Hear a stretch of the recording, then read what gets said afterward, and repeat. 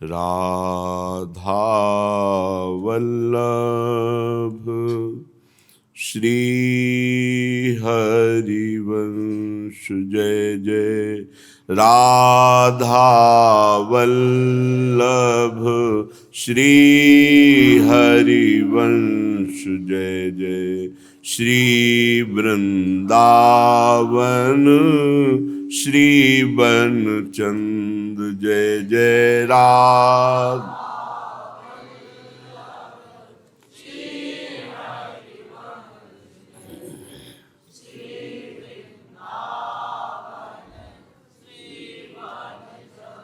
जय जय राधा वल्लभ गुरु हरिवंश जय जय गुरु वृंदावन गुरु बनचंद जय जय राधा वल्लभ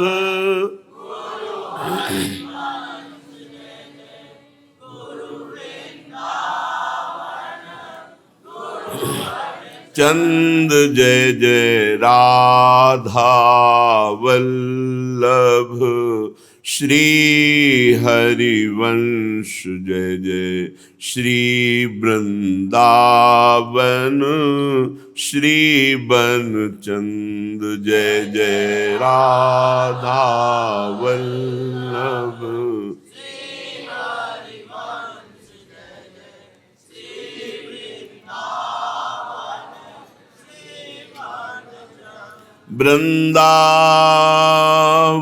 वृंदावनेश्वरी तवैव पदारविन्दम्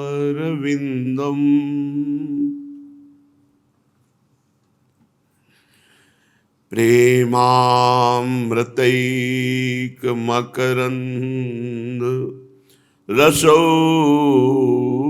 रसौघपूर्णम्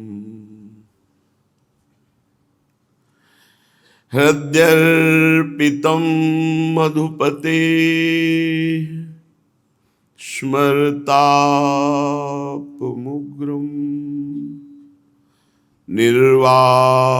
निर्वापयत्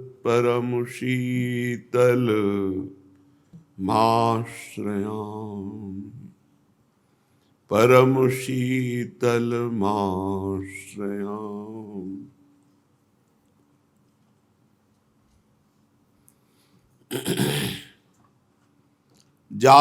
जावक जूत जुग चरण लली के अद्भुत अमल अनूप दिवाकर मोहन मानस कंज कली के मोहन मानस कंज कली के जावक जुत जुग चरण लली के मंजुल मृदुल मनोहर सुख सुभग श्रृंगार निकुंज गली के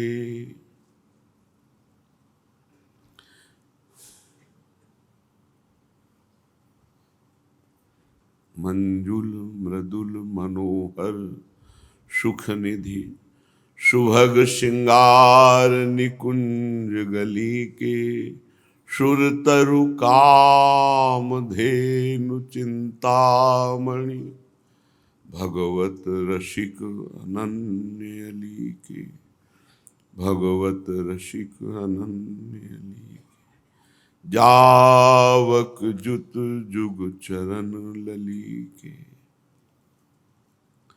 परम सच्चिदानंद घन प्रेमानंद स्वरूप नवनिवृत्त निकुंज महामहिम परम पावन श्री वृंदावन धाम श्री वृंदावन धाम के लाडिले प्राणाराध्य प्राण प्रिय श्री प्रिया प्रीतम जू समस्त सहचरी वृंद खग मृग पशु पंछी तरुलता यमुना रस रानी रज रानी समस्त ब्रजवासी परिकर कोटिशाह नमन, कोटिशाह प्रणाम, कोटिशाह नमस्कार। अनंत जन्मों में क्या क्या नहीं भोगा, क्या क्या नहीं किया, पर कभी तृप्ति नहीं मिली, कभी शांति नहीं मिली, कभी विश्राम नहीं मिला मन की भाग दौड़ से। आज अवसर मिला है कि भगवान के धाम में परम पावन रजरानी में बैठकर केवल श्रवण मात्र से भगवत प्राप्ति कराने में समर्थ भगवान की पावन लीलाओं के श्रवण करने का सौभाग्य, ये दुर्लभ वस्तु है। संत समागम हरि कथा तुलसी दुर्लभ दोए, उमा संत समागम सम न लाभ कछुआन। ये जो लाभ मिल रहा है, ये जो संयोग बना है, एक कल्प कल्पांतरों के बाद ऐसा अवसर आया है। कभी ऐसा संयोग नहीं बना, नहीं हमें भगवत प्राप्ति हो जाती। अब हमको चूक नहीं करनी, हर कदम संभाल संभाल के रखना है। कहीं कोई हमारा कदम फिसल कर माया के पाले पे न पहुंच जाए, नहीं तो दबा लेंगे काम क्रोध लोभ मोह, ये निकलने नहीं देंगे। आज निकलने का बहुत बढ़िया अवसर प्रभु ने दिया है। बार बार तो बनत नहीं यह संजोग अनूप, मानुष तन वृंदा विपिन रसिकन संग विविरूप।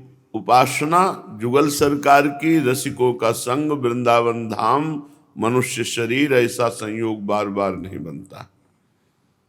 निकल चलो इस माया के लुभावने फसावने डरावने जाल से, निकल चलो। जानबूझकर स्वयं फंसे हो, आपको ही हटना होगा। कृपा भगवान की, सहयोग रसिकों का और प्रयास अपना, निश्चित भगवत प्राप्ति। भगवत प्राप्ति कोई मरने के बाद थोड़ी होती है।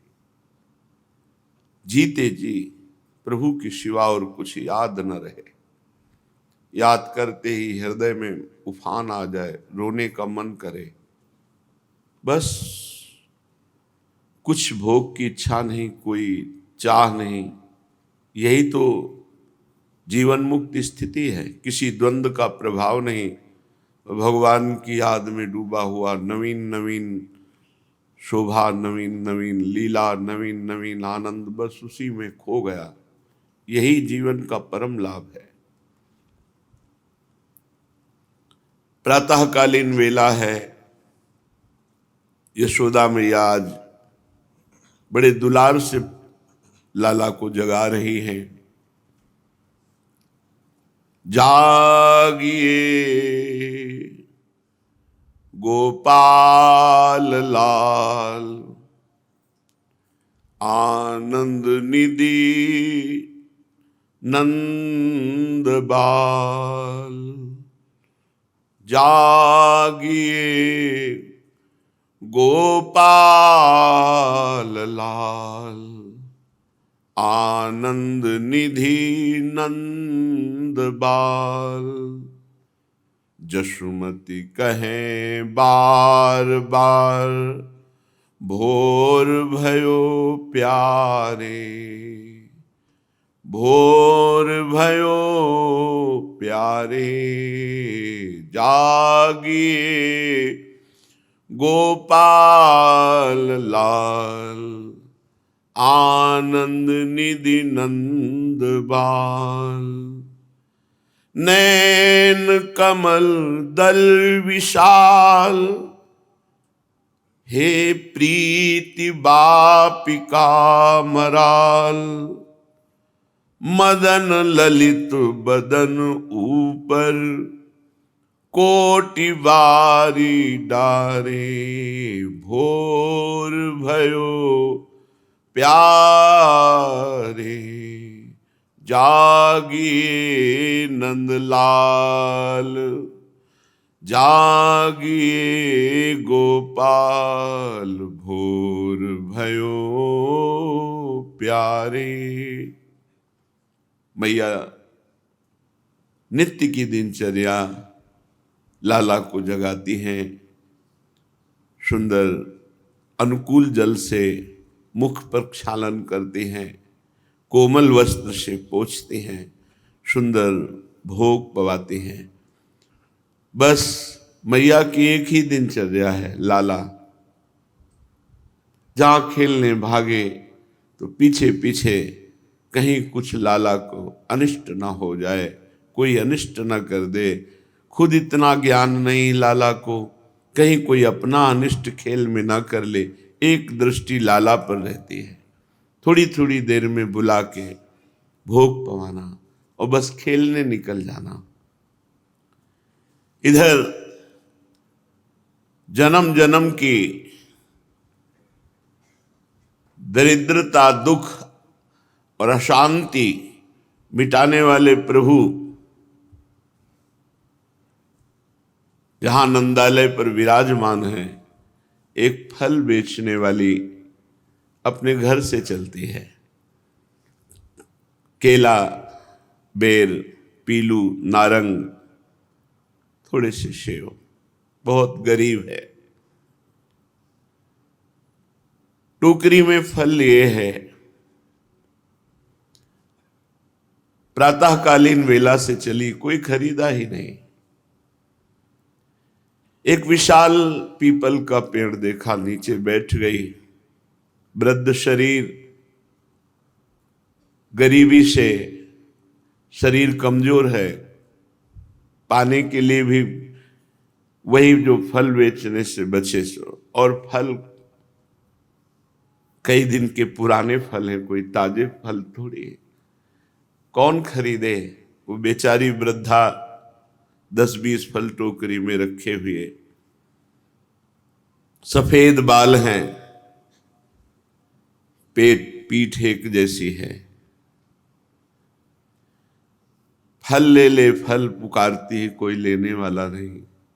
पसीना आता है, वस्त्र से पोंछती है। पीपल के नीचे बैठे सोच रही, अगर आज फल नहीं बिके तो हमारे बच्चे, हम क्या खाएंगे? क्योंकि उसी से अन्न धान लेकर के भोजन होता है।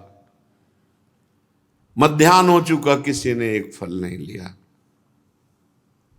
अरुणोदय से चली थी, प्रातः काल से गलियों में आवाज लगाते, कोई फल ले ले, फल। ब्रज की गलियों में फल ले ले, फल पुकार रही है। बहुत बहुत गोप शिशु खेलते हुए आते हैं, ए मैया फल देगी, क्या है तुम्हारे पास? फिर हंसते हुए चल देते हैं। किसी खरीदने वाले ने मैया से नहीं पूछा कि क्या फल बेच रही है, विनोद कर दिए। वो बड़ी निराश है। आज फल जरूर बिकना चाहिए, नहीं बिकेगा तो कई दिन से भोजन नहीं हुआ परिवार में, और यही 10-5 फल हैं, यही से जो बिक जाए तो अन्न। फल विक्रेणी के मुख में निराशा है। सोचने लगी, क्या आज का भी दिन ऐसे ही जाएगा भूखे? पता नहीं मेरे भाग्य में क्या लिखा हुआ है। ऐसे ऐसे गरीब लोग हैं। अब तो थोड़ा आधुनिकता बढ़ रही है, गांव घरों में भी नहीं, हमने देखा है चने का जो फ्री खेतों से साग मिलता है और ज्वार की रोटी, वो भी भरपेट नहीं, और बैल जैसी मेहनत करते रहे। बहुत मिट्टी की छोटी छोटी दीवार, छप्पर, उसके नीचे वास करते हैं। फिर हिम्मत आई, नहीं नहीं, निराशा ना कर। पता नहीं क्यों एक आज आनंद की लहर सी छा रही है, नहीं तो निराश होकर लौट जाती। दोपहर हो गया, सुबह से किसी ने नहीं खरीदा।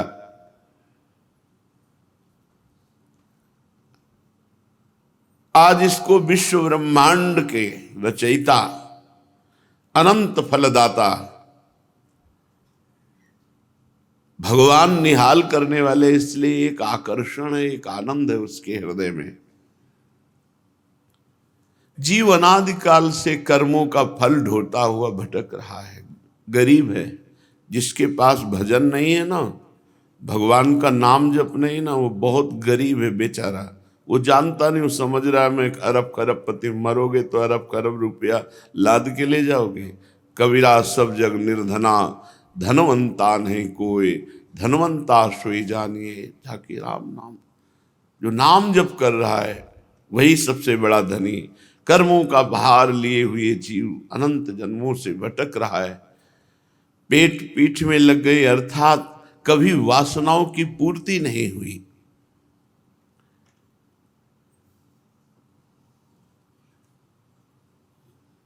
बड़ा करुण विषय होता है जब जीव के पास कोई आश्रय नहीं होता और खाने पीने की अव्यवस्था, व्यवहार की चिंता, ये बड़ी दुर्दशा है। जिनके पास धन है उनके पास वासनाओं की दरिद्रता है, इतने भूखे भोगों के, वासनाओं के कि राक्षसी बुद्धि अंदर पनपती है। अब वो धीरे धीरे नंदालय की तरफ बढ़ी, खींचा, कृपा ने खींचा उसको, बहुत भटक लिया, आओ। जैसे अपने लोगों को कृपा ने खींचा, संसार समुद्र से हटाकर भगवान का मार्ग दिखाया, भजन का अवसर दिया, सत्संग दिया, ये खींचा प्रभु ने। अनादि अनंत काल से जिस फल के लिए हम भटक रहे हैं, जिस सुख के लिए, वो केवल श्री भगवान है।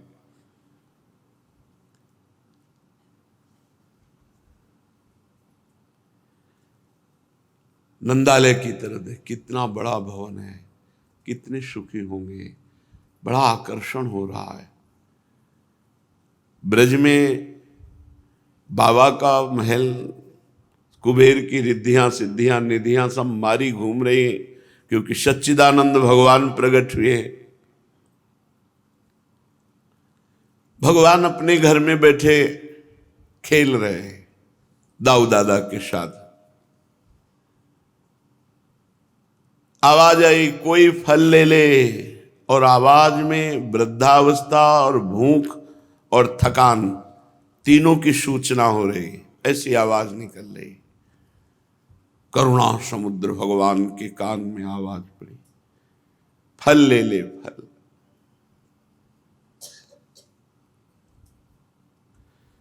श्री कृष्णचंद्र जी विकल हो गए। सब फलों को देने वाले, धर्म अर्थ काम मोक्ष प्रेम पंचम पुरुषार्थ तक देने वाले प्रभु, छोटा सा कर कमल है, ऐसे जाकर के अन्न लिया। बाबा के यहां कोई कमी थोड़ी थी, पहाड़ के पहाड़ अन्न दान किए जब लाला प्रकट हुआ, ऐसे हैं। और दौड़े तो आधा तो गिर गया, छोटे कर कमल में आधा गिर गया। और जिधर आवाज आई थी उधर दौड़ करके 10-20 दाने रह गए होंगे छोटे कर कमल। सामने से फिर आवाज आई, कोई फल ले ले। दौड़ पड़े भगवान और जाकर के देखा, वो नंद भवन की तरफ ही देख रही थी। देखा कि नीलमणि कमल नयन कैसे दौड़ते हुए आ रहे। आज तक उसे कभी सुख नहीं मिला था, ये सुख देखने का। परब्रह्म परमात्मा भगवान श्री कृष्ण, नीरद वर्ण, प्रत्येक अंगों की शोभा वो देख रही। भागते हुए प्रभु कैसे लग रहे, बिथुरी अलक ऐसा लग रहा है, कपोल नील कमल के समान, और घुंघराली अलके ऐसे लग रहा है कि भंवरे मडरा रहे हैं, बड़े कुंचित केस। बिथुरी अलकै रही मुख पर, बिनहि बयन सुभाई। देखी कंजन चंद के, बस मधुप करत सहाय। सजल लोचन चारु नासा, परम रुचिर बनाए। प्रभु के नेत्र सजल हो रहे। वृद्धा गरीब आर्त भाव से पुकार रही। करुणा समुद्र, सजल लोचन चारु नासा, बड़े सुंदर ना। जुगल खंजन करत अविनित बिच कियो बनाए। खंजन के जैसे नेत्र, पर कोई उदाहरण जमता नहीं प्रभु के नेत्रों के सामने। जैसे प्रियाजू के नेत्रों के लिए खंजन मीन मृगज मद मेटत, कहा कहो नैनन की बातें। अरुणाधर निदसन झाई, कहो उपमा थोरी। नील पुट बिच मनो मोती, धरे बंदन बोरी। बिल्कुल लाल ओष्ठ हैं, छोटी छोटी दतुलियां हैं। ऐसा लगता है कि मोती को बंधन से रंग कर, अधरों की लालिमा श्वेत दंत पंक्ति पे पड़ती है तो उसमें अरुणिमा दिखाई दे रही है। नील पुट बिच मनो मोती, धरे बंदन बोरी। अरुण अधर निदसन झाई, कहो उपमा थोरी। सुभग बाल मुकुंद की छवि बरनिका पे जाए। भ्रकुटी पर मसी बिंदु सोहे, सके सूर न गाय। मैया ने काला तिलक भी ऐसे रख दिया है, नजर न लगे। बड़ा अद्भुत बाल रूप। छवि देखकर फल वाली तो बैठ गई, हिम्मत नहीं रही खड़े होने। टोकरी से फल उतारे, बस रूप देख रही प्रभु का। प्रभु ने, मैया तू फल बेचती है, अमृत मानो कानों में डाल दिया हो, बाह्य चेतना ये। सच्ची कहते हैं, ये जरा सा रंग चढ़े ना प्रभु के भाव का, सब नरक तुल्य लगता है, सब नरक तुल्य। बस एकांत में बैठे रोते रहो, उनको देखते रहो, उनकी ही बात, बस इससे बड़ा परमानंद है ही नहीं। ये जन्म जन्म के जब सुकृत एकत्रित होते हैं तब ये सौभाग्य प्राप्त होता है। देखो कैसा सौभाग्य प्राप्त हुआ। बेचारी फल बेचने वाली, कहाँ गरीब कहाँ मलिन, कितना बड़ा सौभाग्य। अनंत ब्रह्मांडों के स्वामी प्रभु हाथ में कुछ अन्न के कण लेकर के, मैया मुझे फल देगी। सबको फल देने वाले प्रभु, वो तो मैया शब्द सुनते ही चेतना विहीन सी हो गई, जड़ सी हो गई, जड़ता संचारी भाव। प्रभु ऐसे खड़े मैया की तरफ चितवन में।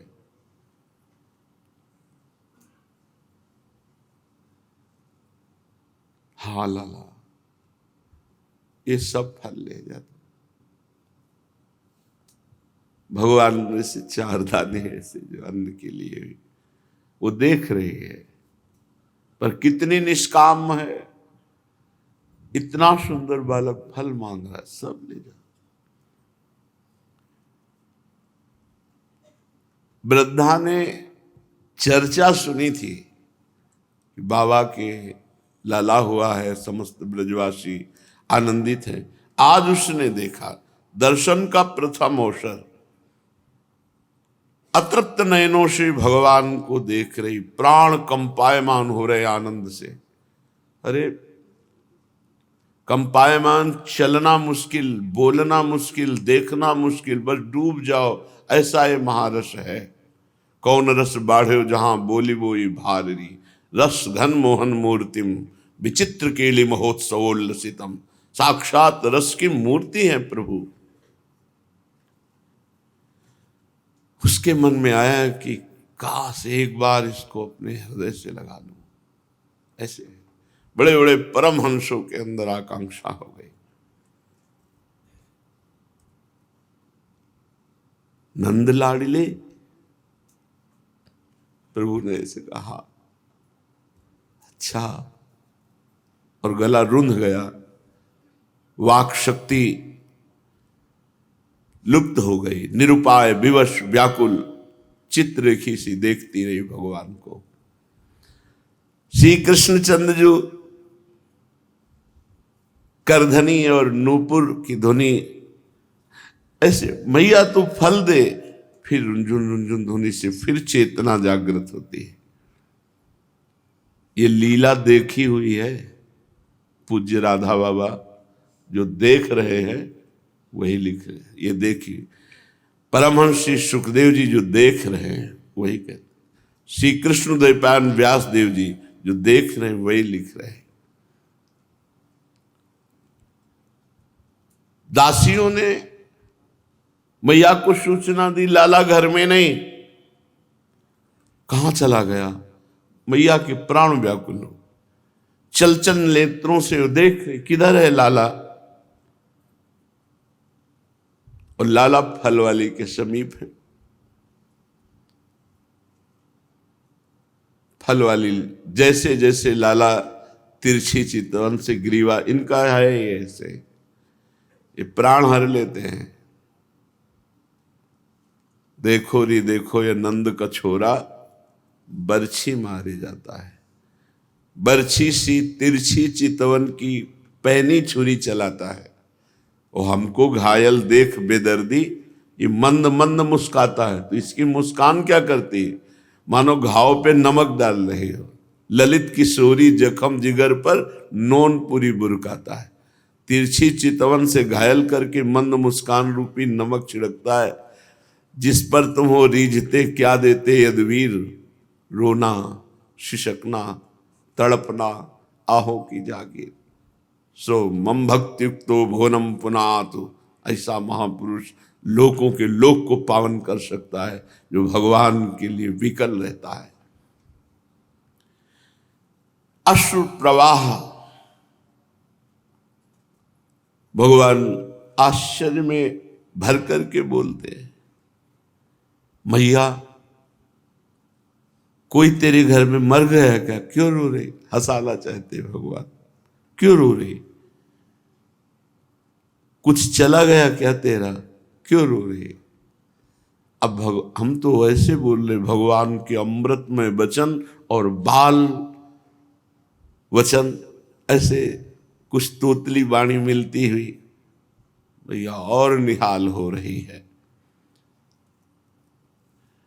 अश्रुपूरित कंठ से बोली, लाला फल ले लो, तुम्हें कौन सा फल इसमें? अब वो कई दिनों के फल है। देखो भगवान सुदामा जी के तंदुलों को जैसे पाया वैसे कभी 56 भोग वाह वाह करके नहीं पाए। जैसे सबरी मैया के अकिंचन दंडकारण्य के बड़े बड़े ऋषि मुनि तप वाले, भगवान उनके पास नहीं गए। जो दैनिक में किसी योग्य नहीं, अधम ते अधम अधम मति नारी, तिनमा मैं मतिमंद अघारी। भगवान उस माता को निहाल करते हैं, उसके हाथ के बेर पाते हैं। यहां तक कुछ संतों का कहना है कि जूठे बेर पाते हैं। वो चख चख के देखती कि कोई बेर हमारे प्रभु को खट्टा ना लगे। भगवान को पूर्ण काम है, उनको केवल प्रेम, लेकिन वो भी भूखे हैं प्रेम के, प्रेम के भूख, प्रेम समुद्र होते हुए भी प्रेम के भूखे हैं। उसने अश्रुपूरित कंठ से कहा, लाला तू फल ले ले। भगवान ऐसे करते ही केश कुंतल राशि मंडित सिर को हिला देते। अच्छा, पुनः भगवान की उस चेष्टा को देख करके फिर वो भाव समाधि हो जाती। ये भाव का विषय। भगवान ने मस्तक हिलाकर कहा, हाँ लेंगे। ये जो भगवान का ऐसे करना, फिर वो भाव में डूब गई।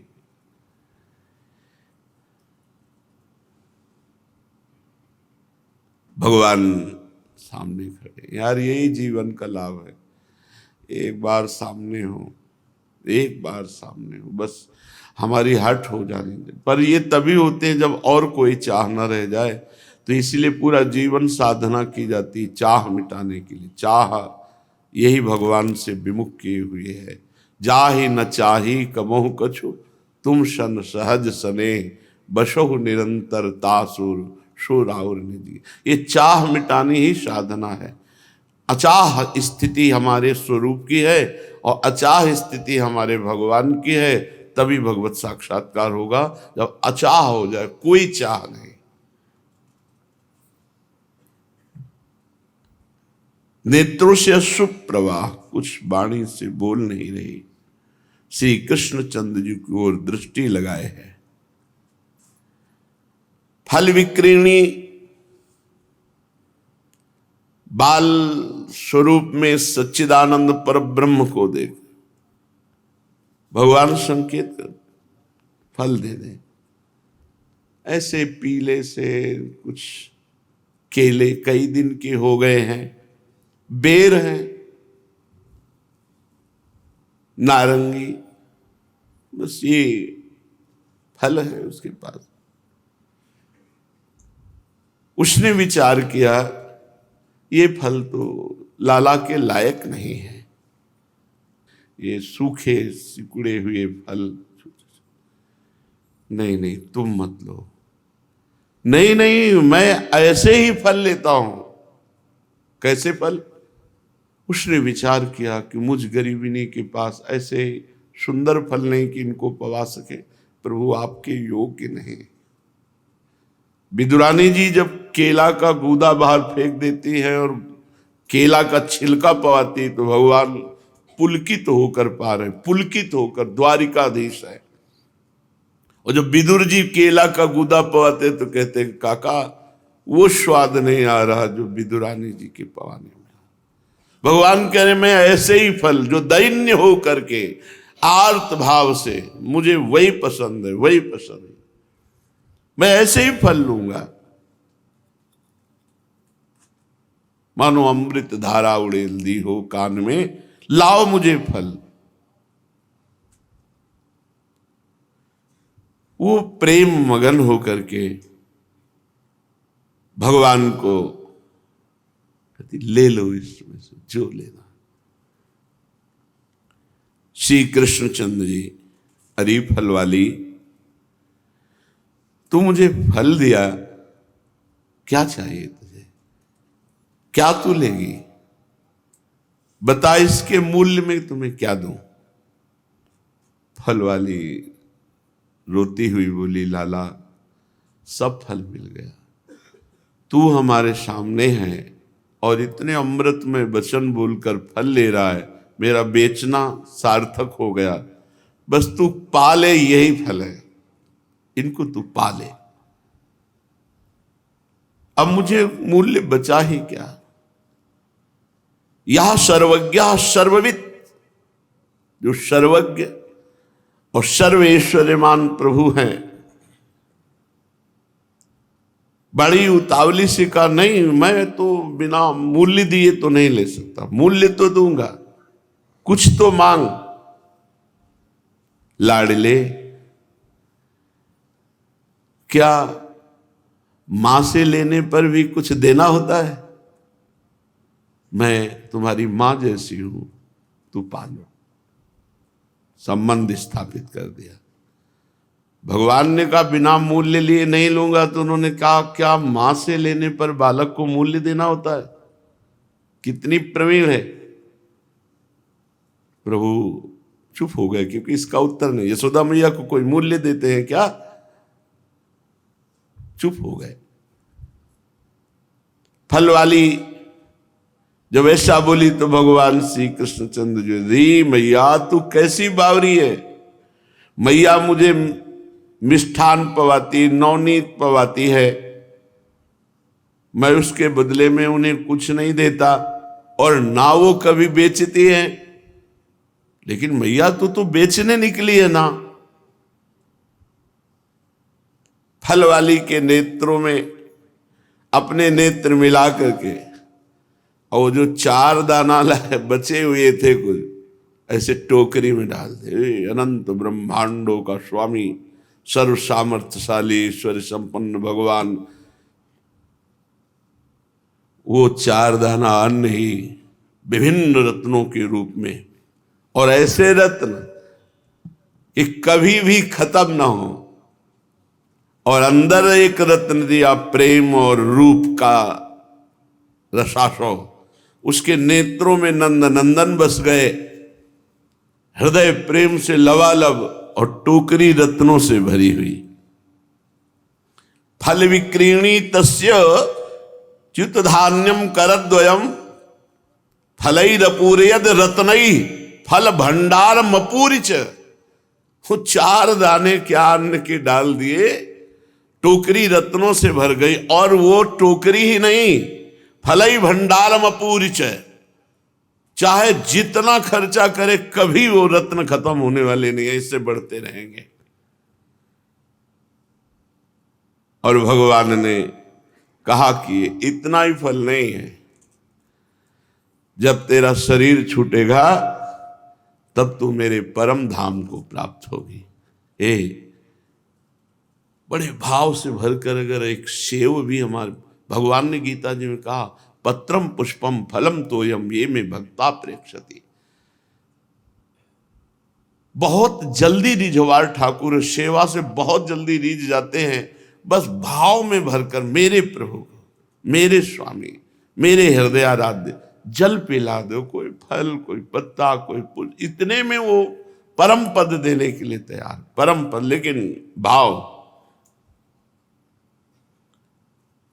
पुत्र कुत्र लब्धानि तानि मानि, मेरे लाला इतना रत्न कहां से आ गया, मेरी टोकरी भर गई।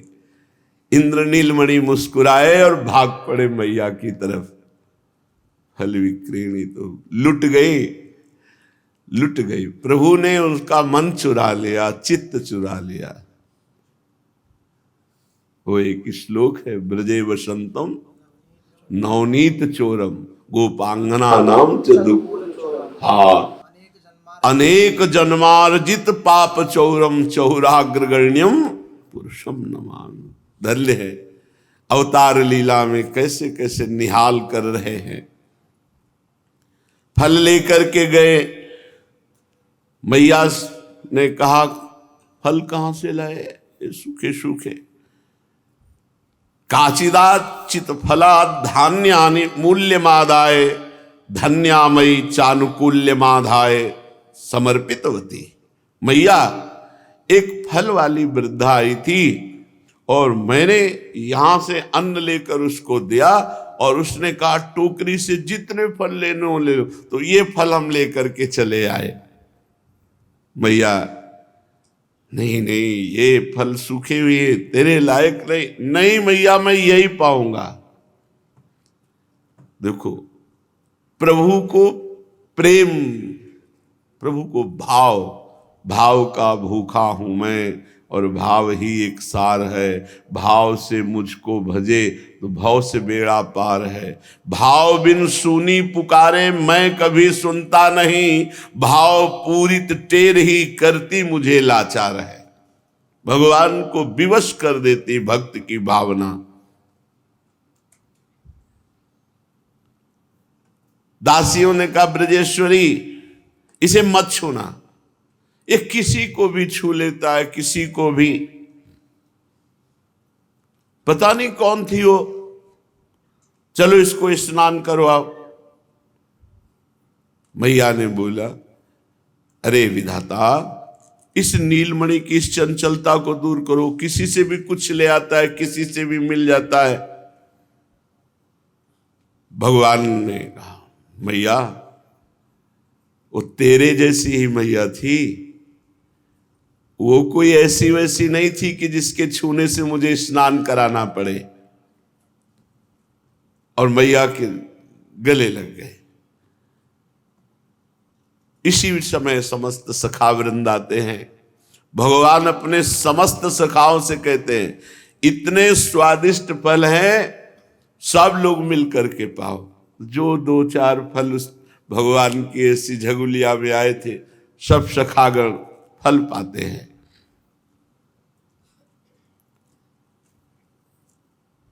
एक दिन दुर्वासा जी, बड़े बड़े ऋषि मुनि दर्शन करने आते थे।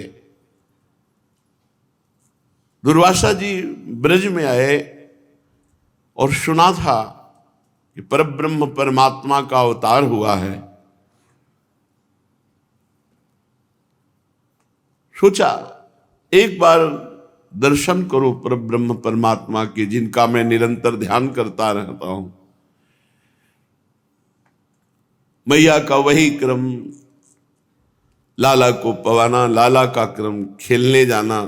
थिर न रहत खेलत दो भाई, अमित खेल अति नाधे।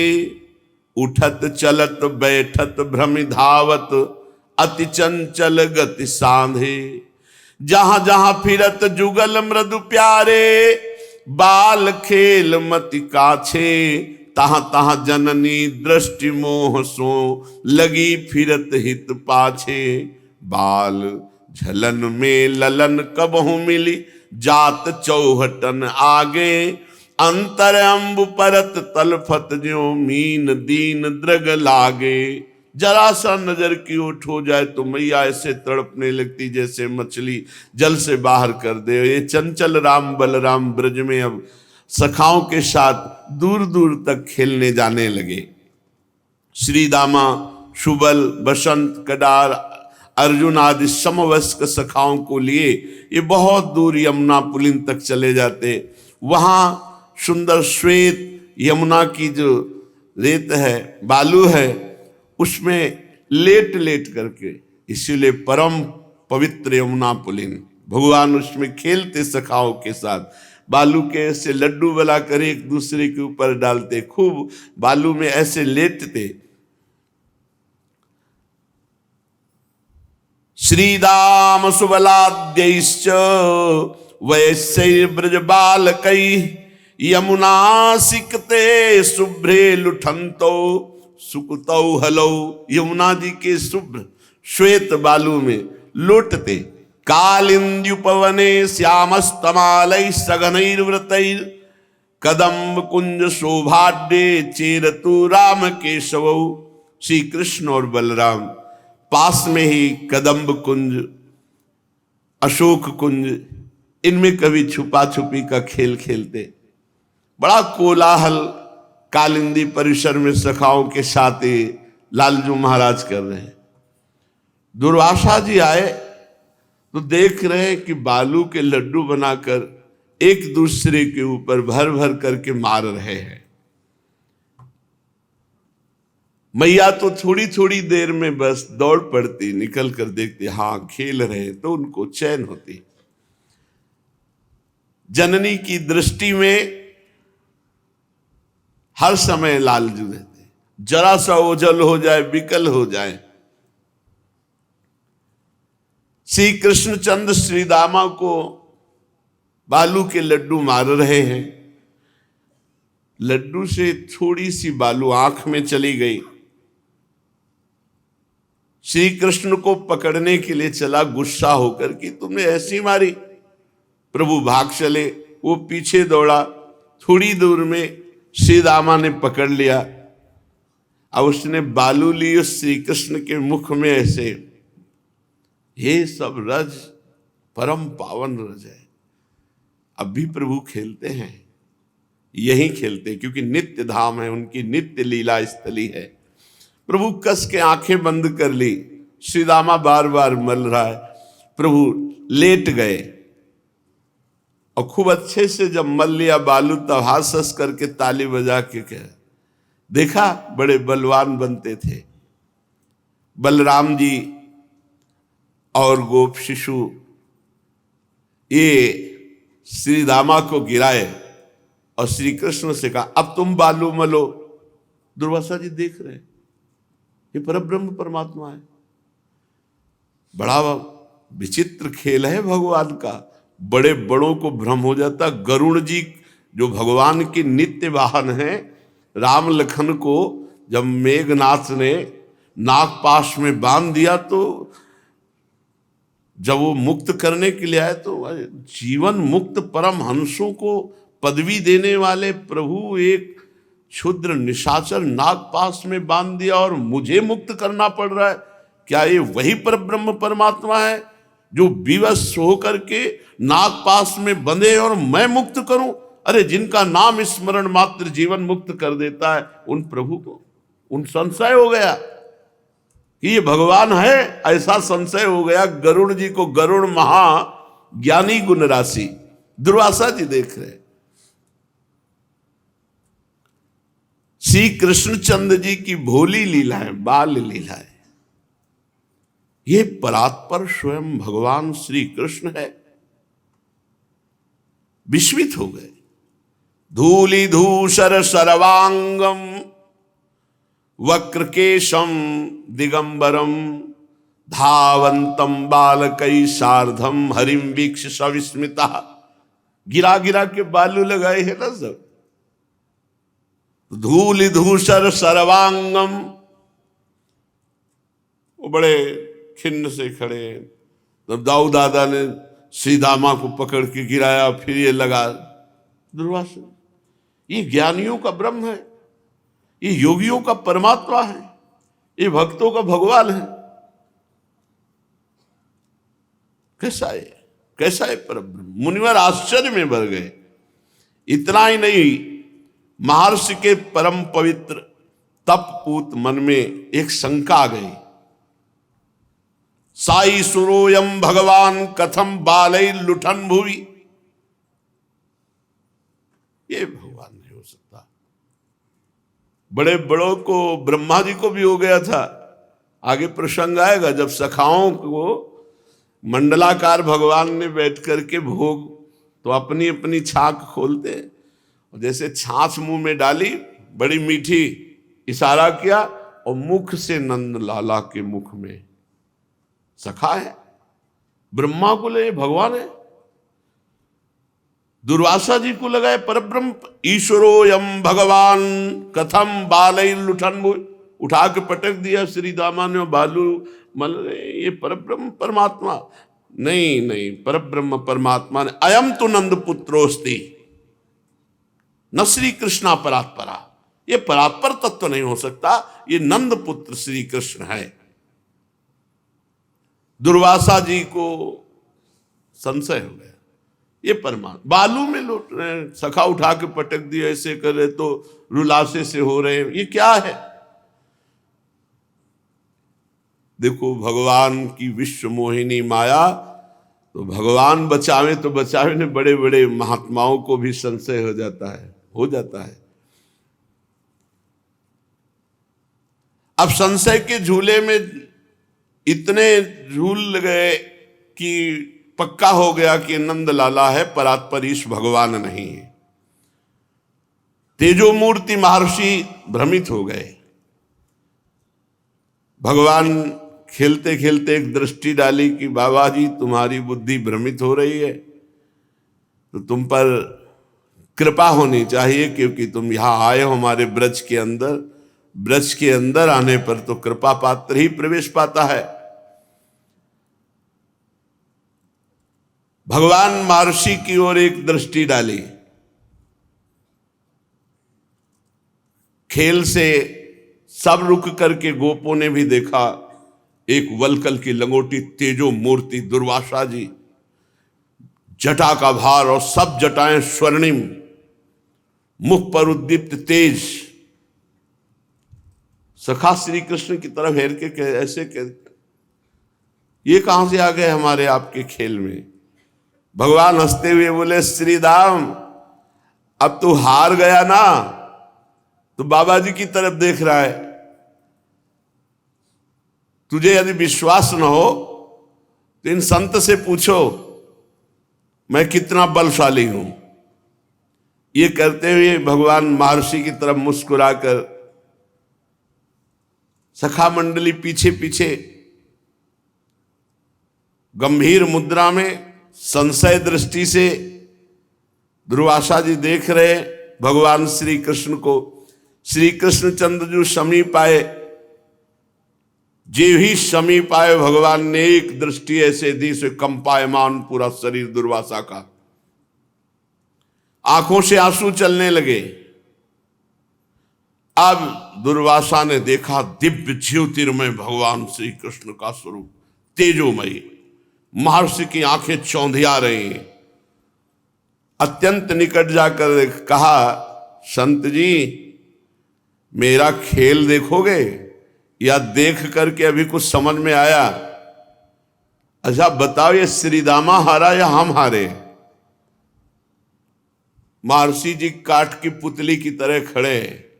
भगवान जब दृष्टि में दृष्टि डाली, दिखाई दे रहा है अनंत ब्रह्मांडों का स्वामी, अनंत तेज, रोम रोम में कोटि कोटि ब्रह्मांड। समर्थ नहीं रह गई कि खड़े रहे दुर्वासा जी, बैठ गए बालू। श्री कृष्णचंद्र जी दौड़ कर गए और दुर्वासा जी को स्पर्श किया। बताओ बाबा, मैं जीता या मेरा मित्र श्रीदामा? महर्षि बोलने की सामर्थ्य खो दिए। प्रभु ने कहा, भाई सखाओं से तुम ही बुलवाओ, मौनी बाबा से लगते हैं, ये बोल नहीं सकते क्या? बुलवाओ इनको, मौनी हो क्या? तो जो श्री कृष्णचंद्र जो ऐसे बोल रहे, तो उनके जो अरुण है अधर और उनकी हंसी और बाल लीला, शिशु स्वभाववश चपलता, अनंतेश्वर निकेतन भगवान श्री कृष्णचंद्र का वैभव मुनिराज की दृष्टि में छाया हुआ है। वो केवल देख रहे हैं, बोलने की सामर्थ्य खो गए दुर्वासा जी। भगवान ने, अच्छा मौनी बाबा हो, बड़े जोर से हंसे। सो दुर्वासा जी उठे और मुख से अंदर चले गए भगवान के। ऐसा मार्कंडेय ऋषि का भी हुआ था। प्रचंड प्रलय की जलराशि है, एक वट वृक्ष दिखाई दिया जब बहुत विकल हो गए, तो उसमें एक पत्ते पर बाल मुकुंद जी, और जब भगवान को देखा तो कुछ थोड़ा, तो इतने में भगवान हंस दिए, तो उनके पेट में वहां भी महाप्रलय शुरू। बड़ा विचित्र खेल भगवान की माया का। फिर जब भगवान जमुआई ली तो बाहर निकले, विकल हो गए प्रभु। सोई देखा कि कुछ आसन में बैठे हैं, ना एक बूंद पानी, ना कोई महाप्रलय, ना कुछ। भगवान से कहा, प्रभु अब मुझे कभी अपनी ऐसी माया मत दिखाना। मार्कंडेय जी को, दुर्वासा जी भगवान के छोटे से मुख में अंदर चले गए। जे ही अंदर गए, भूल गए मैं कौन हूं, कहां हूं। विशाल लोक, कहीं जनशून्य स्थान, कहीं अरण्य, विविध प्रकार की सृष्टि दुर्वासा जी भगवान के मुख के अंदर जाकर देख रहे हैं। वो दौड़ते दौड़ते भ्रमण करते कर, कहीं जलराशि, कहीं वनस्थली, कहीं निर्जन, ऐसे कोई दिखाई नहीं, और कहीं बहुत से प्राणी। एक विशाल अजगर वन में लौट रहा था, वो दौड़ा दुर्वासा जी की तरफ खाने के लिए। उसने पकड़ा, निगल गया, पर पता नहीं क्या आया, फिर उगल दिया। दुर्वासा जी, मैं जीवित, फिर भागे। संपूर्ण ब्रह्मांड, सप्तलोक, सप्त पाताल, सब कुछ।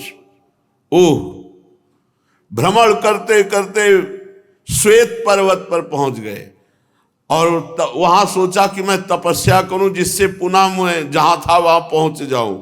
तप करते करते न जाने कितना समय व्यतीत हो गया। 7 कोटि वर्ष हो गए, 7 कोटि, 100 करोड़। प्रलय उपस्थित हुआ, सागर की उत्ताल तरंगे सबको डुबो दिए, कहीं स्थल रहा नहीं, जल ही जल, महान जल। उस जल में दुर्वासा जी डुबकी लगा रहे। फिर धीरे से एक तरंग उनको किनारे लाई। 1000 युग बीत गए उस जल में। 100 करोड़ तो बीत गए तपस्या, 1000 युग ऐसे। फिर एक तरंग घसीटी तो बीच में ले गए, फिर वो उसी जल में डूब रहे हैं। कभी होश आता है, कभी बेहोश हो जाते हैं, सब कुछ जल में। फिर एक छिद्र दिखाई दिया, उस छिद्र में प्रवेश किया, वहां गए तो बड़ी दिव्य सृष्टि। ये स्थान कौन सा है? इस ब्रह्मांड के शिरोदेश में अवस्थित लोक कौन सा है? एक ब्रह्मा की आयु पूर्ण हुई, 2 परार्ध। ये अभी मुंह में अंदर गए, 2 परार्ध हो गए उनको भटकते हुए, घूमते हुए। पुनः एक अंड छिद्र देखा, नारायण नारायण नारायण ऐसी आवाज आज, उसमें प्रवेश कर गए, छिद्र से बाहर निकले, फिर अगाध अपरसीम जलराज, फिर उसमें डूबे। करोड़ों बार ऐसे हर ब्रह्मांड में महाप्रलय। फिर विरजा के तीर पहुंचे, दिव्य पराग इंद्र नीलमणि मरकतमणि स्यवंतक मणि दिव्य रुचक कौस्तुभ मणि, ये सब दिव्य मणियां श्वेत हरित रक्तवर्ण दिव्याति दिव्य रत्न समूह माणिक्य। ये अब थोड़ा सांस आई, विरजा नदी के सत्संग समन्वित देखा। फिर गिरिराज गोवर्धन को, गिरिराज गोवर्धन को देखकर विशेष शांति मिली। फिर सुंदर सुंदर वृक्ष श्रेणी, कल्पतरु लता, कामधेनु, फिर गिरिराज जी के समीप ही वृंदावन, 9 पल्लवों से सुशोभित चंदन मंदार चंपक की कुंज, चंदन की कुंज, चंपा की कुंज, मंदार की कुंज, कितना सुंदर वृंदावन। आम्र नारंग पनस ताल नारिकेल जम्बू बदरी खरजूर गुवाक जंबीर कदली श्रीफल दाड़िम वृक्षों की पंक्तियां, प्रियाल साल अश्वत्थ नितंब शालमली, बड़े सुंदर सुंदर कुंज निकुंजे। फिर नजदीक देखा श्री पावन यमुना जी, और यमुना जी के समीप कुंज कुटीर मणि मंदिर, हरिद्राभ मणिमय हीरक खचित कपाटों से विभूषित। फिर वहां से लीला शक्ति ने वृषभानुपुर बरसाना, वहां देखा पंचम द्वार देव भानु से संरक्षित, अगर चंदन कस्तूरी कुमकुम द्रव से देव भानु के अंग चर्चित, कंठ में कदम्ब पुष्पों की माला धारण किए हुए श्री लाडली जी के महल का दर्शन कर रहे हैं। वृषभानु जी की शोभा, महल के द्वार पर पुष्पों का तारण, बड़ा सुंदर महल, बड़े सुंदर सुंदर पल्लवों से सुशोभित, बड़ी सुंदर सुगंध आ रही है, बड़ी सुख मिला दुर्वासा जी को। 12 त्रयोदश पंचदश षोडश ऐसे द्वार हैं, और सब में कोटि कोटि गोपांगनाएं महलों में सेवा में लगी हुई हैं। असंख्य कोटि सूर्य एक साथ उदित हो, ऐसी एक महल की शोभा है। उस महल को देख करके जब उनकी दृष्टि गई तो देखा अनंत बिजलियों की कांति, विश्व मोहन सौंदर्य। दुर्वासा जी हतप्रभ हो गए कि आज तक इनकी छाया को छू सके ऐसी त्रिभुवन में हमने सुंदरी नहीं देखी। दुर्वासा जी को देखकर कुछ मंद मुस्कुरा दिया लाडली जी ने। बस वो मुस्कुराहट अनंत ब्रह्मांडपति गोलोकपति के मुख से प्रवेश जो किए हुए थे दुर्वासा जी, उनके हृदय पर। अभी श्री जी के रूप सौंदर्य का पान ही कर रहे थे कि अचानक बाल गोविंद के मुख से बाहर आ गए। जब बाहर आए, ये क्या अनंत ब्रह्मांड, क्या क्या क्या क्या पूरा सब देख डाला, वृंदावन गोवर्धन बरसाना सब। भगवान फिर वही बालू का पिंड लेके श्री दामा की तरफ मारते हैं। बोले संत जी हम जीते या श्री दामा जीता? दुर्वासा जी कांप गए। प्रभु हम तो नंदलाला समझे थे, अब समझ में आया हे नाथ आप परात्पर ईश्वर हैं। हे श्री कृष्णचंद ये कल्पों बीत गए, मुझे कल्पों बीत गए आपके उदर में देखते हुए, मुख विवर में प्रवेश किया तो कल्पों। मुनि अंजलि बांध ली, सिर झुका लिया और भगवान श्री कृष्ण के अनंत ऐश्वर्य को नमस्कार किया। बालम नवीन शतपत्र विशाल नेत्रम बिंबाधरम सजल मेघ रुचिम मनोज्ञम मंदस्मितम मधुर सुंदर मंदयानम श्री नंद नंदन महम मनुषा नमामि मंजीर नूपुर रण नवरत्न कांची श्रीहार के सरिनख प्रत्यंत संघम दृष्ट्यार्तिहारि मशबिंदु विराजमानम वंदे कलिंद तनुजा तट बाल केलिम पूर्णेन्दु सुंदर मुखो परिकुंचिताग्राह केशा नवीन घन नील निभा स्फुरन्तः राजन्त आनत शिरः कुमुदस्य यस्य नंदात्मजाय सबलाय नमो नमस्ते।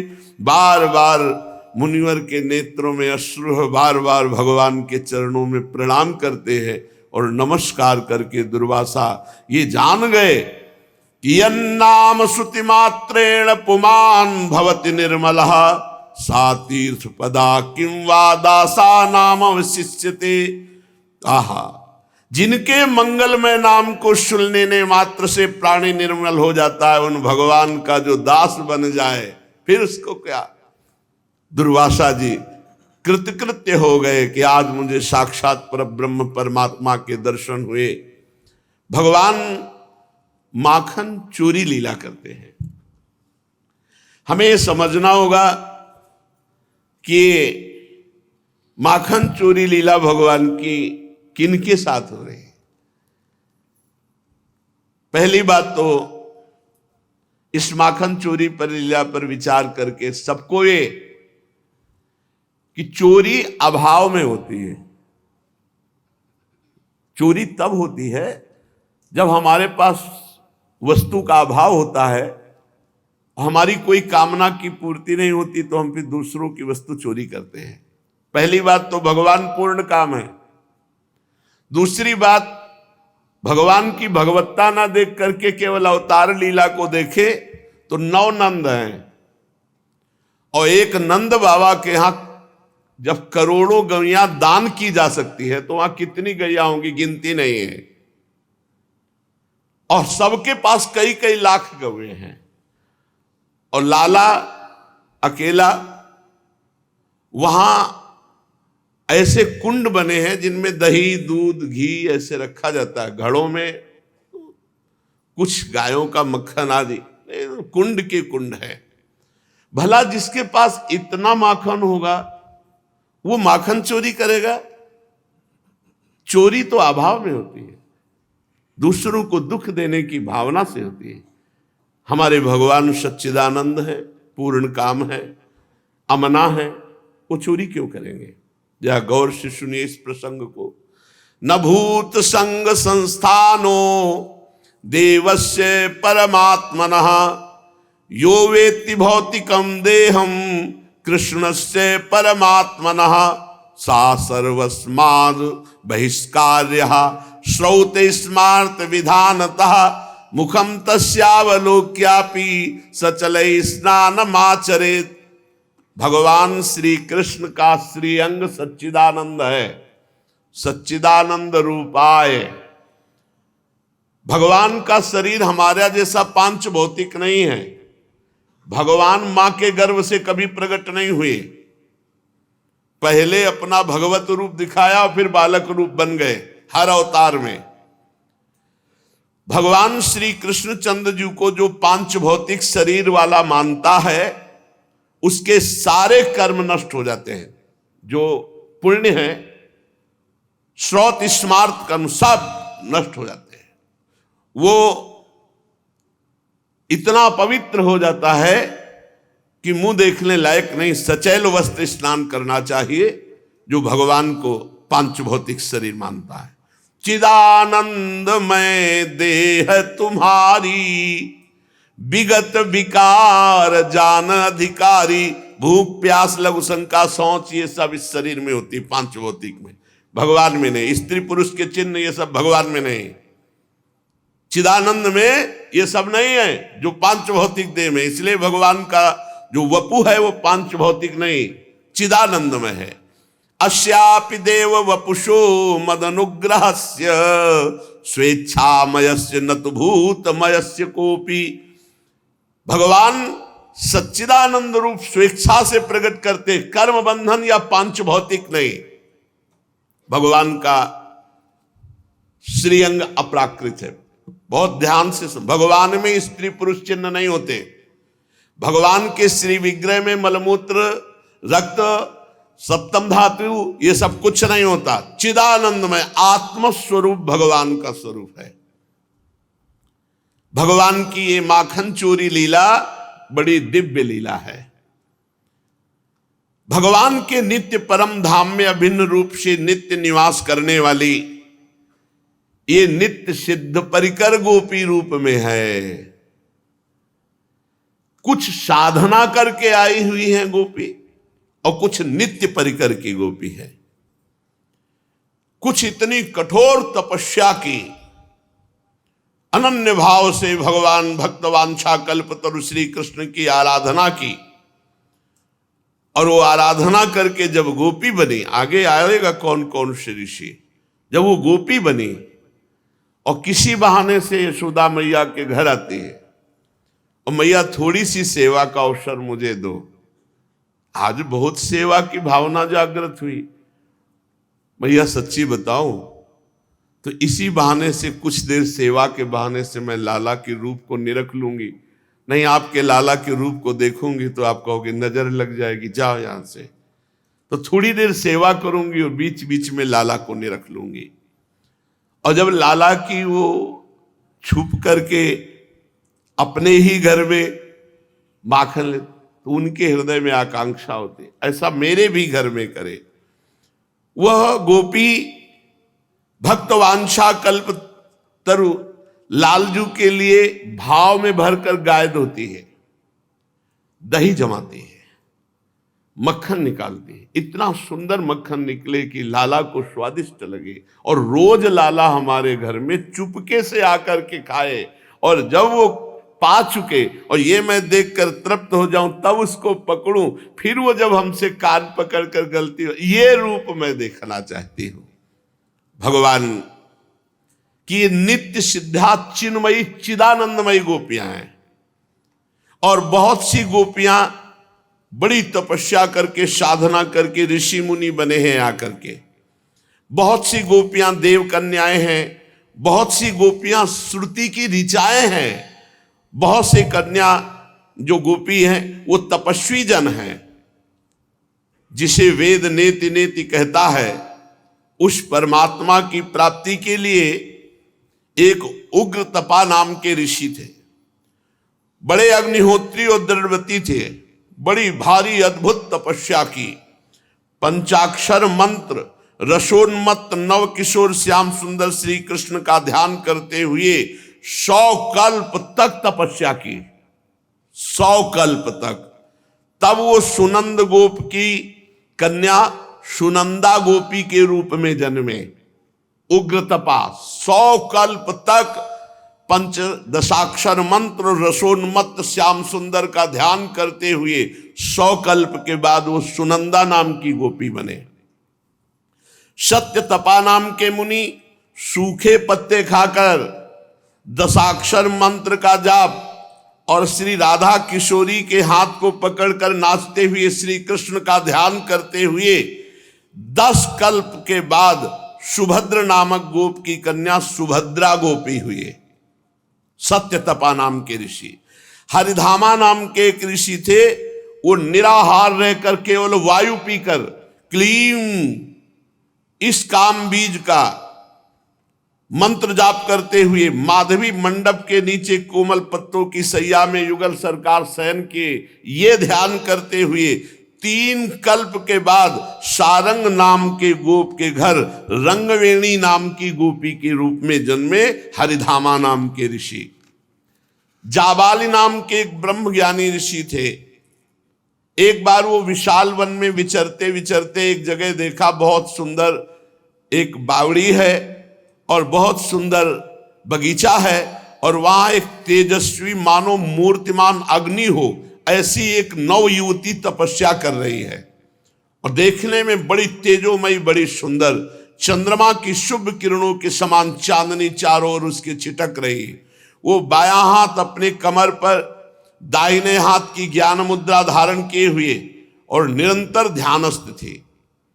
जब वो बाह्य दशा को प्राप्त हुई तब जाबाली मुनि ने बड़े नम्रता पूर्वक हाथ जोड़कर कहा, तपस्विनी जी आप कौन हैं और ऐसी कठोर तपस्या किसके लिए कर रही है? तो उनका ब्रह्म विद्या हम तुला योगींद्रैर्याम चमृग्यते साहम हरिपदाम भोज काम्यया सुचिरम तपः। ओहो, मैं ब्रह्म विद्या हूं, स्वयं ब्रह्म विद्या गोपी बनने के लिए कठोर तपस्या कर रही, जिसे बड़े बड़े योगी सदा ढूंढते रहते हैं, उन पर ब्रह्म परमात्मा श्री कृष्ण के चरण कमलों की सेवा की लालसा से उनका ध्यान करते हुए मैं दीर्घ काल तक तपस्या कर रही हूं कि मैं एक गोपी बन जाऊं। वो 9 कल्प तक प्रचंड तपस्या करके चित्रगंधा नाम की गोपी के रूप में ब्रह्म विद्या प्रकट हुई। ये कोई साधारण गोपी है? कुशध्वज नाम के ब्रह्मर्षि के पुत्र सुचिश्रवा और सुवर्ण देव तत्वज्ञ थे। खोपड़ी के बल खड़े होकर शीर्षासन ह्रीं हंस मंत्र का जाप करते हुए करोड़ कंदर्प तुल्य भगवान की 10 वर्ष की अवस्था का श्री कृष्ण का ध्यान करते हुए घोर तपस्या की। तब कई कल्पों के बाद ब्रज में सुधीर नामक गोप के घर वो गोपी के रूप में प्रकट हुए।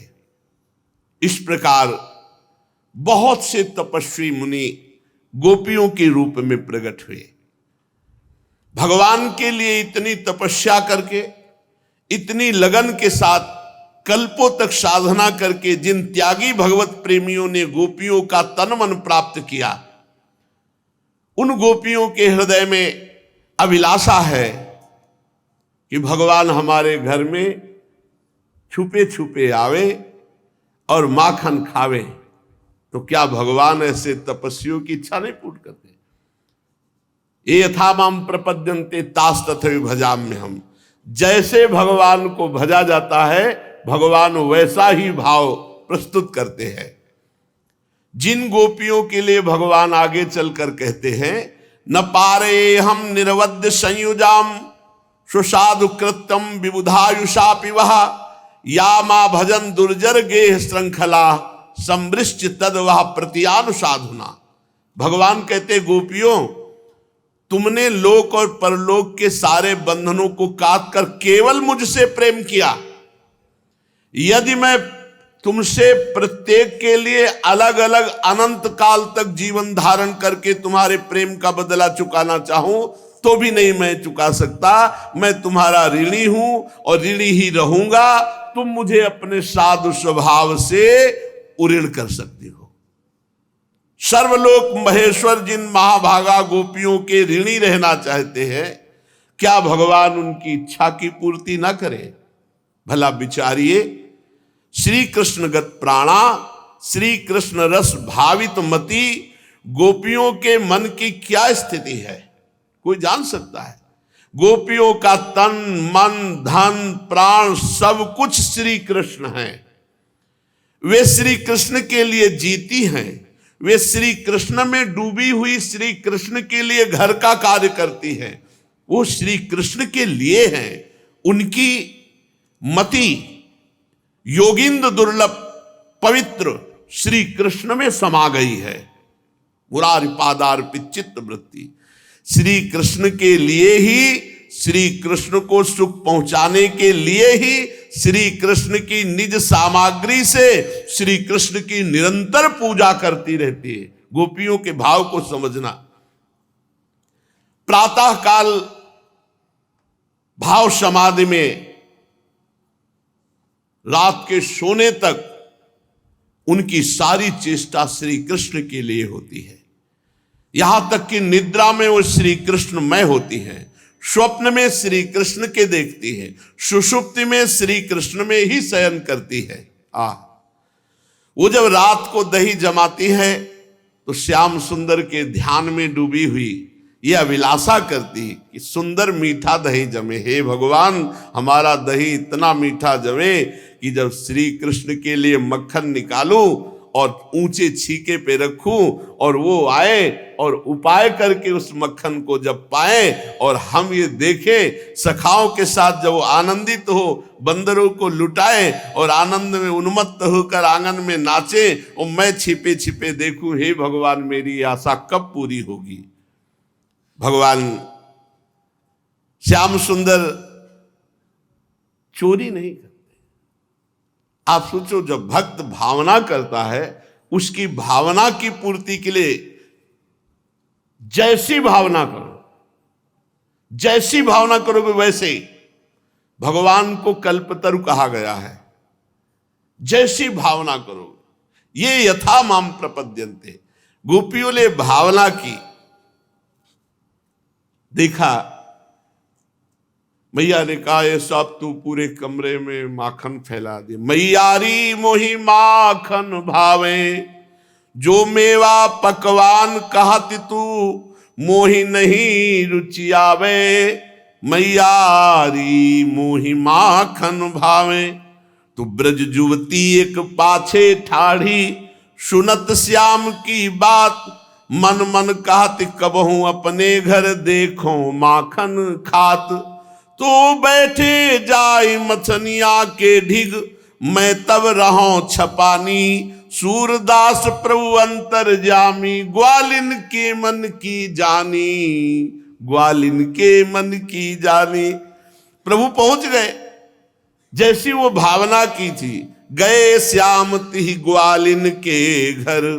अब वो फूली फिरती ग्वाल मन मेरी, पूछत सखी परस्पर बातें पायो पर्यो, कछु कहूं तैरी।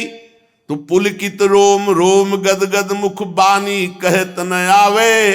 ऐसो कहा आहि सो सखरी, हमको क्यों न सुनावे। जब भगवान गए उसके मन के अनुसार ऐसे माखन खाया, लुटाया। वो फूली बावरी सखी प्रेम में तो दूसरी पूछती क्या पाया जो तू इतनी फूली हुई है। कहती कैसे बताओ, सब कुछ मिल गया। नंद नंदन ऐसे ऐसे आए। अब वो कामना करती मेरे भी घर आवे ऐसे कभी प्रभु। प्रभु उसके घर भी जाते। तन न्यारा जी एक हमारो, हम तुम एक रूप। सूरदास कहे ग्वाल सखिन, सो देखियो रूप अनूप। अलूप रूप देखा। आहा कैसा महासुख है। ये तो केवल भाव के चिंतन में। वो खुशी से फूली फूली आनंद में समा रही तो सखियां पूछती गोपियां, अरे तुझे कहीं कुछ बड़ा धन मिल गया क्या, इतनी फूली क्यों है। वो प्रेम विवल होकर रोम रोम उसका खिल रहा है, गदगद कंठ है, मुंह से बोल नहीं निकल रहे, आंखों से आंसू निकल रहे। सखियों ने कहा सखी ऐसी क्या बात है, हमें सुनाती क्यों नहीं। हमारे तो शरीर ही दो हैं, हम सब तो एक ही है ना, भला हमारे से छिपाने की कौन सी बात है। तो उसके मुंह से केवल इतना निकला, मैंने आज अनूप रूप देखा है। जैसे सिया जी की एक सखी जनकपुर की जो वाटिका में फूल लेने गई पूजा की, तो जब राम जी को देखा तो विकल होके भाग के आई। जानकी जी और सखिया पूछती क्या देखा तूने। तो कहा बस देखने योग्य है, एक बार देख लो, देखने योग्य है एक बार। तो ये सखी कहती है कि देखो रूप अनूप, आज जो लीला देखी, आज जो रूप देखा। अब जितनी सहेलियां थी सबके मन में कामना हुई कि प्रभु मेरे घर आवे। एक एक दिन में 10-10 घर में निमंत्रण है, ये चोरी नहीं है, ये निमंत्रण। प्रभु मेरे घर आवे, ऐसे ही छुप कर आवे, ऐसे ही सखाओं के साथ प्रभु दधी की कीच मचावे। तो ब्रज घर घर प्रगटी यह बात। हर ब्रजवासी के घर में है हमारे घर प्रभु आए, हमारे घर। क्या हमारे घर आएंगे? पता नहीं आए कि ना आए। वो सोचती होती है और ये सखाओं के साथ पहुंच जाते, वो छुप जाती है। वैसे ही प्रभु ये चोरी है, ये चोरी है। विचार करके देखो, घर घर ब्रज प्रगटी यह बात, दधि माखन चोरी कर ले हरि, ग्वाल सखा संग खात। ब्रज बनिताए सुनि मन हर्षित, सदन हमारे भी आवे। हाँ, तुम्हारे यहां आए थे? हाँ, ऐसा हमारे यहां आएंगे क्या? पता नहीं आए कि ना आए। विकल हो रही, एकांत में रो रही, कभी ऐसा सुख हमको भी दे। ब्रज बनिता ये सुनि मन हर्षित, सदन हमारे आवे। माखन खात अचानक पावे, भुज भरी उरही छुपावे। मन ही मन अभिलाष करती, सब हृदय धरती ये ध्यान। तो सूरदास प्रभु को घर में ले दे हो माखन खान। प्रभु उसी के घर पहुंच जाते। चली ब्रज घर घरन यह बात, नंद सुत संग सखाली ने चोरी माखन खात। को कहत मेरे भवन भीतर अबहि बैठे धाई, को कहत मोहि देख द्वारे उतहि गए पराए। को कहत की भांति हरि को देखो अपने धाम, हेरी माखन देऊ आछो खाई जितनो श्याम। को कहत मैं देख पाऊं धरि धरो अकवार, को कहत मैं बांध राखो को सके निर्वार। सूर प्रभु के मिलन कारण करत विविध विचार, जोरी कर विधि को मनावती पुरुष नंद कुमार। रात में गोपियां एक कामना करके पूरी रात चिंतन करती, आज जो दही जमाया सुंदर माखन बने, लाला मेरे यहां आवे। प्रातः काल दरवाजा केवल लगा देती, सिटकिनी नहीं लगाती, दरवाजा खोल के सहज में आवे और दरवाजे की दूसरे दरवाजे की आड़ में बैठकर बात। नहीं आएंगे क्या? आज नहीं आएंगे हमारे घर में। वो विकल हो जाती। इतने में देखा कि कृष्ण बलराम सखा निहाल हो गई, एकदम छुप गई। कोई कोई गोपी प्रातः काल जल्दी जल्दी दही मत कर माखन निकाल कर ऊंचे छीके पर रखती है और विधाता से कहती कि मेरे प्राणधन श्याम सुंदर आवे और इस माखन को खावें। कहीं ऐसा ना हो कि वो दूसरे के घर में चले जाएं और मेरा ये जो मनोरथ है ये खाली रह जाए। श्याम सुंदर की प्रतीक्षा में व्याकुल होती, मन ही मन सोचती, हाँ इतना समय हो गया, लालन क्यों नहीं आए, इतनी देर क्यों हो गई। मुझे लगता है मेरे इतने भाग्य कहाँ की लालन आकर के हमारे यहाँ माखन पाए। तो आज रात्रि से मैं जो मनोरथ कर रही हूं, जो प्रभु के लिए मैं तड़प रही हूं, क्या प्रभु नहीं आएंगे? हो ना हो यशोदा मैया ने रोक दिया हो। अरे उनके क्या कमी है, लाखों गौएं उनके पास हैं, माखन की क्या कमी है? नहीं, वो कृपालु हैं, वो मेरे घर आएंगे। आहा, इसी विचार में वो आंसू बहाती है। इतने क्षण में देखती है कि दरवाजा खुलता है, दरवाजा खुलता है और समस्त सखाओं के साथ प्रभु श्री कृष्ण उसके घर पधारते हैं और उसकी सारी अभिलाषा को पूर्ण करते हैं। प्रथम करी हरि माखन चोरी, ग्वालिन मन इच्छा करि पूरन, आप भजे ब्रज खोरी। मन में यह विचार करत हरि, ब्रज में घर घर सब जाऊं, गोकुल जन्म लियो सुख कारण, सबका माखन खाऊं। सबके घर भोग लगाओ। ये भोग लग रहा है भावना के अनुसार। बाल रूप जसुमति मोहि जाने, गोपिन मिल सुख भोग। सूरदास प्रभु कहत प्रेम सो, ये मेरे ब्रज लोग। अपने निज जन ब्रजवासियों को सुखी करने के लिए भगवान प्रत्येक ब्रजवासी के घर में जाते हैं और अपनी बाल सुलभ लीला के द्वारा उनको सुख पहुंचाते हैं। नंद बाबा सभी ब्रजवासी लालजू के इस खेल से परम सुखी होते हैं। गोपियों की लालसा पूर्ण करने के लिए भगवान घर घर जाते हैं, ना कि चोरी करने के लिए। ये माखन चोरी कही जाती है, पर यह अत्यंत प्रेम लीला, सच्ची अत्यंत प्रेम लीला है।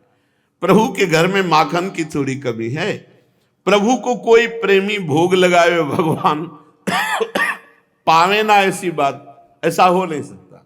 सच्ची आपसे कहते हैं, भाव में भर करके आप भोग पवाइए और आपको अनुभव होगा। मानस पटल पर भोग इधर लगा रहे हो, मानस पटल पर वो पाते हुए मुस्कुराते हुए आपको दिखाई देंगे। पर ये तभी होगा जब पहले अन्य भोग छूटे ना, तब तुम्हारा भोग का भाव बने। अभी तो वासनाओं के खेल में ही मन लगा हुआ है।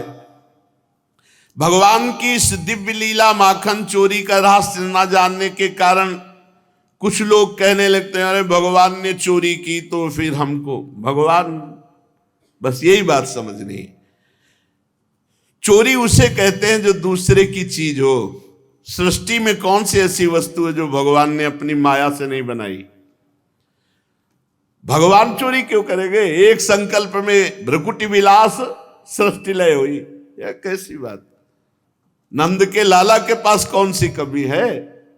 9 भाई हैं और भावे के पास सोचो, जो करोड़ों गौएं दान कर सकता है उसके घर में कितना माखन होगा। भगवान श्री कृष्ण अपने ही घर में माखन का पहाड़ है, समझो कितना खाएंगे।